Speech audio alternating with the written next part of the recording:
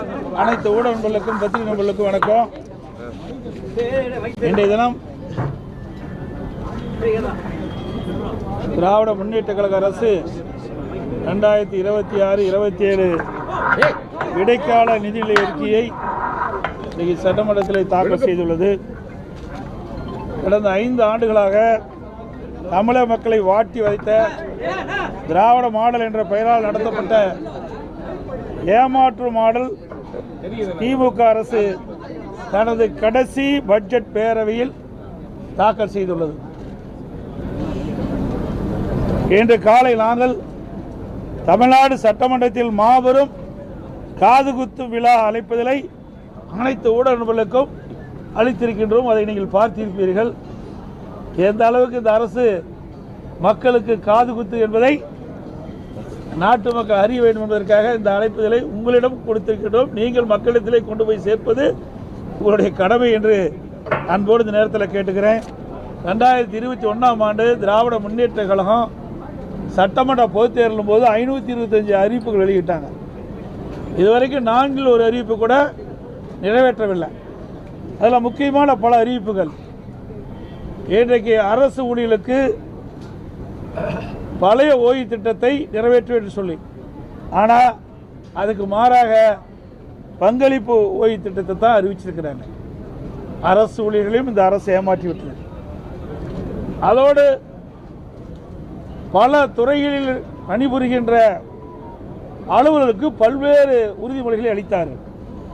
சத்துணவு அமைப்பாளருக்கு வாக்குறுதி கொடுத்தாங்க, நிறைவேற்றலை. பகுதி நேர ஆசிரியர்களுக்கு வாக்குறுதி கொடுத்தாங்க, நிறைவேற்றலை. செவிலியருக்கு வாக்குறுதி கொடுத்தாங்க, நிறைவேற்றலை. விவசாயிகளுக்கு வாக்குறுதி கொடுத்தாங்க, நிறைவேற்றலை. இப்படி பல துறையில் இருக்கின்ற அலுவலர்களுக்கு கொடுக்கப்பட்ட வாக்குறுதியை நிறைவேற்றவில்லை என்று எல்லோருமே போராட்டத்தில் ஈடுபட்டு தமிழகம் ஒரு போராட்ட களமாக இன்றைக்கு மாறி இருக்கின்றது. கடந்த 5 ஆண்டுகளைப் போல இந்த ஆண்டு இடைக்கால நிதிநிலை அறிக்கையும் வார்த்தை ஜாலங்கள் நிறைந்த மேனா மினுக்கி உரையாகத்தான் இருக்கிறதே தவிர உருப்படியாக எதுவும் இல்லை. 25-26 நிதிநிலை அறிக்கையில் வருவாய் வரவுகளில் மாநிலத்தின் சொந்த வருவாய் 2.58 லட்சம் என்று எதிர்பார்த்த நிலையில் திருத்திய மதிப்பீட்டின்படி மாநில சொந்த வருவாய் 2.32 லட்சம் கோடியாக குறைந்துள்ளது. சுமார் 26,000 கோடி வருவாய் குறைந்துள்ளது. அதேபோல மத்திய அரசின் மீது குற்றம் சுட்டும் நிதியமைச்சர் மாநிலத்தின் சொந்த வருவாய் 26,000 கோடி குறைந்துள்ளது பற்றி எந்த விளக்கமும் அவையில் தெரிவிக்கவில்லை. வரவு செலவு 2025-26ஆம் ஆண்டு 66,753 கோடி செலவிடப்படும் என்று கணித்த நிலையில் திருத்திய மதிப்பீட்டில் இதுவரை 51,442 கோடியாக, அதாவது சுமார் 15,000 கோடி குறைந்துள்ளதற்கு நிதியமைச்சர் எந்த காரணத்தை கொண்டு விளக்கவில்லை. நிதி பற்றாக்குறை 24-25 96,000 கோடி என்று கணித்த நிலையில் இந்த கணக்கின்படி அது 1,01,000 கோடியாக, அதாவது 5,000 கோடி அதிகரித்துள்ளது. 2025-26ஆம் ஆண்டு 1,08,000 கோடியாக நிதி பற்றாக்குறை இருக்கும் என்று கணிக்கப்பட்ட நிலையில் திருத்திய மதிப்பீட்டில் இது 1,24,000 கோடியாக உயர்ந்துள்ளது. அதாவது நிதி பற்றாக்குறை சுமார் 16,000 கோடி அதிகரித்துள்ளது. 2026-27 இடைக்கால பட்ஜெட்டில் நிதி பற்றாக்குறை 1,22 லட்சம் கோடியாக இருக்கும் என்று குறிப்பிட்ட நிலையில் திருத்திய மதிப்பீட்டில் கண்டிப்பாக இது உயரும். இந்த ஆண்டு நடப்பாண்டு 2026-27 1,22,000 கோடி பற்றாக்குறைன்னு சொல்றாங்க. திருத்திய மதிப்பீடு இன்னும் குறை இருக்குது. இவ்வாறு நிதி பற்றாக்குறை அதிகரித்துக் கொண்டே சென்றால் அதை ஈடு செய்ய மக்கள் மீது வரிச்சுமை மற்றும் கடன் வாங்கும் அளவு கூடும். இது மாநில வளர்ச்சிக்கு உகந்ததல்ல. திரு ஸ்டாலின் ஆட்சிக்கு வந்தவுடன் திரு ரகுராமன் ராஜன் அவர்கள் தலைமையில் நிதி மேலாண்மை குழு அமைத்து மாநில நிதிநிலை சீர் செய்யப்படும் என்று சொன்னாங்க. இதுக்கு ஒரு நிபுணர் குழு அமைச்சாங்க. இந்த நிபுணர் குழு அமைத்த பிறகுதான் அதிக கடன் வாங்கியிருக்கிறார் தமிழ்நாட்டில். ஆனால் இன்றைய நிதி நிலைமையோ மாநிலத்தின் கடன் உயர்ந்தும் மக்கள் மீது வரிச்சுமை மற்றும் கடன் சுமை அதிகரித்துள்ள தவிர வேறொன்றும் இந்த அரசில் சாதனை எதுவும் இல்லை. எனவே தான் திரு ஸ்டாலின் இன்றைக்கு நாம் குறிப்பிடுவது பொம்மை முதலமைச்சர், நிதி நிர்வாக திறனற்ற அரசு என்று குற்றம் சாட்டுகிறோம். இன்றைய மாநில நிதிநிலை அறிக்கையிலும் வேளாண் துறை நிதிநிலை அறிக்கையும் ஏறத்தாழ சுமார் 5 மணி நேரம் 2 அமைச்சர்களும் உரை நிகழ்த்தினார் தவிர வரவு செலவு திட்டம் பற்றி உருப்படியாக எதுவும் இல்லை.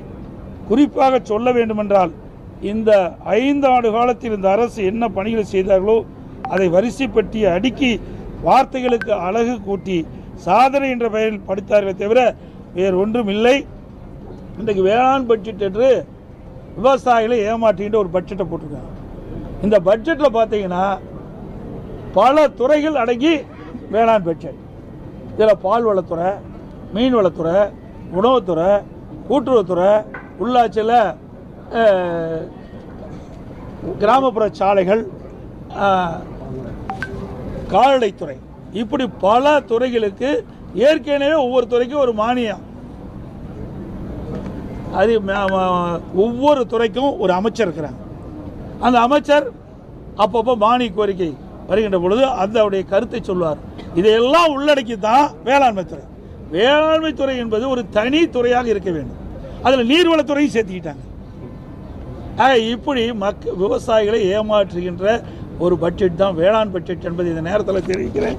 அது மட்டுமல்ல, மொத்தத்தில் விடியா திமுகவின் நிதிநிலை அறிக்கை அத்திப்பழம் வெளியே அழகாக இருக்கும், அத்திப்பழம் வெளியே அழகாக இருக்கும், புட்டு பார்த்தால் உள்ளே சொத்தையாக இருக்கும் என்பதற்கு உதாரணமாக இந்த நிதிநிலை அறிக்கையில் உள்ளன.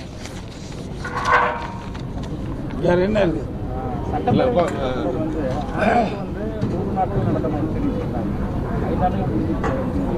இதெல்லாம் சட்டமன்றத்தில் பேசலான்னு இருந்தேன், நீங்கள் இப்போவே கேட்டுட்டீங்க.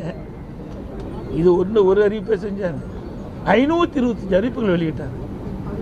அதில் 1/4 அறிவிப்புகள் தான் நிறைவேற்றிருக்கிறாங்க. எஞ்சிய அறிவிப்புகள் நிறைவேற்றப்படலை. இதற்கு வெள்ளை அறிக்கை வெளியிட வேண்டும் என்று நான் அடிக்கடி குறிப்பிட்டேன். ஊடகத்தின் வாயிலாக, பத்திரிகையின் வாயிலாக சட்டமன்றத்தில் தெரிவித்தேன். அதுக்கு பதிலே இல்லை.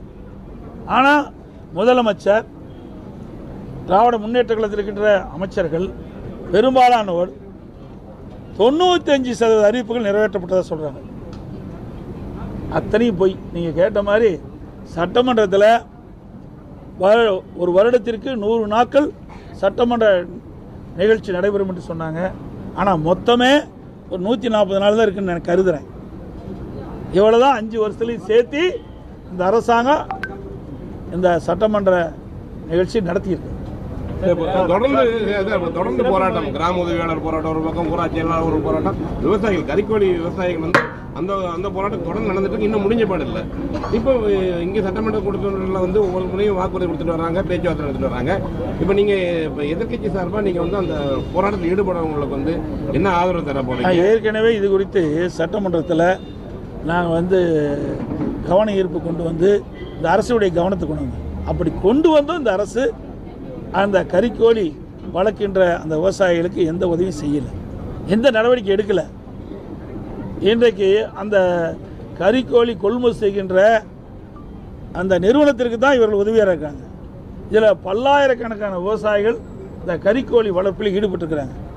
அவரெல்லாம் போராட்டம் நடத்தி அந்த போராட்ட நடத்துக்கெல்லாம் கைது பண்ணியிருக்கிறாங்க. இப்போ தான் விடுதலை ஜாமீன் வந்திருக்கிறாங்க. அதெல்லாம் ஒரு சாதாரண விவசாய குடும்பத்தை சேர்ந்தவர்கள்.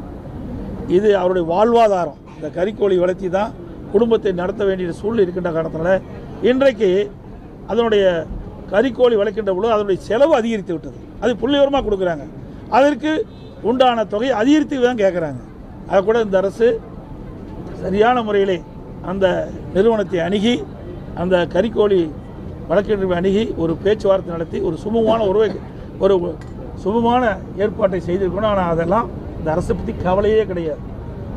அதை பற்றியும் கவலைப்படுறது கிடையாது. எவ்வளோ போராட்டம் பண்ணாலும் அதை பற்றி கவலைப்படுறதில்லை.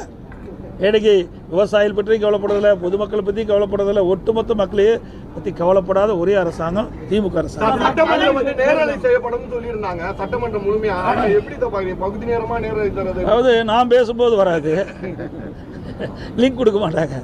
அது பேசும்போது மட்டும் லிங்க் வரும். நான் என்ன கேள்வி கேட்டேன்னு அதை ஒளிபரப்பினா தான் அதற்கு உண்டான பதில் சரியா தவறா என்று மக்கள் புரிந்து கொள்ள முடியும். பல முறை சட்டமன்றத்தில் பேசிட்டோம், நீதிமன்றம் வரைக்கும் போனோம், அங்கேயும் இது வரைக்கும் பெண்டிங்கில் தான் இருக்குது. இன்னும் அதுக்கு முழு தீர்ப்பு கிடைக்கல. அதனால் இதுக்கெல்லாம் விரைவாக விடிவு காலம் வரும். இந்த கூட்டத்தொடரோட இன்னும் இன்றைக்கி அலுவல் ஆய்வுக்குள் நடக்குது, இன்னும் எத்தனை நாள் நடக்குன்னு தீர்மானிப்பாங்க. அந்த நாட்களோட இந்த ஆட்சிக்கு முடிவு கட்டப்படும். மீண்டும் அனைத்து இந்திய அண்ணா திராவிட முன்னேற்ற கழக தலைமை தேசிய ஜனநாயக கூட்டணி இணைந்து இன்றைக்கு மிகப்பெரிய ஒரு கூட்டணி அமைச்சிருக்கிறோம், வலிமையான கூட்டணி அமைச்சிருக்கிறோம். எங்கள் கூட்டணி நடைபெறுகின்ற சட்டமன்ற பொதுத் தேர்தலில் அதிக இடங்களில் வெற்றி பெற்று அதிமுக ஆட்சி அமைக்கும் என்பதை தெரிவித்து அனைத்து ஊடகங்களுக்கு நன்றி.